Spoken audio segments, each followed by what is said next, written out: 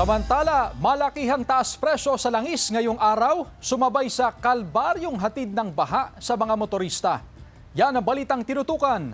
Live ni Jasmine Gabriel Galban. Jasmine?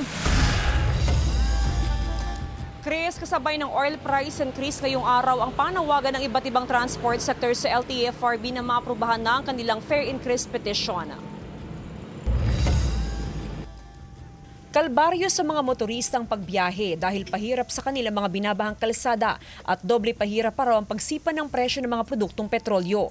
Matapos ang rollback noong nakaraang linggo, nagtaas naman ngayon ang presyo ang mga kumpanya ng langis. Hirit ng mga tsuper gaya ni Edwin, panahon na para taasan ng pasahe. Kulang na raw ang kanilang kinikita sa araw-araw na pamamasada. Sa pang-araw-araw, sapat lang naman sa 1 kilong bigas. Kinikita namin. Kulang na kulang po. Dapat sana kung may awa sila, babaan sila ng konti. Para man may kikitain kami. Para kay Merlo, wala siyang pagpipilian dahil kailangan pa rin niyang bumiyahe para sa pangangailangan ng kanyang pamilya. Mali na yung kita namin.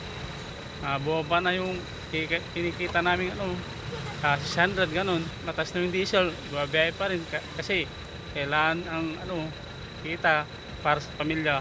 Gusto namin itaas yung pamasahe para din yung kita namin.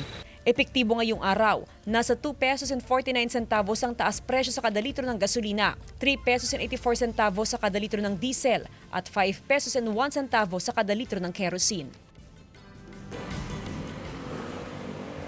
Chris, sa ngayon tuloy-tuloy ang makikipag-ugnayan ng transport sector sa Pangasinan sa LTFRB para makahingi ng update kaugnay pa rin doon sa kanilang fare increase na petition na matagal nang inihain sa LTFRB. Samantala, ayon naman sa LTFRB sa ngayon, tuloy-tuloy din ang kanilang ibinibigay na assistance sa mga tsuper sa Pangasinan na bilang tulong pa rin sa patuloy pa rin na pagtaas sa presyo ng produktong petrolyo. Chris?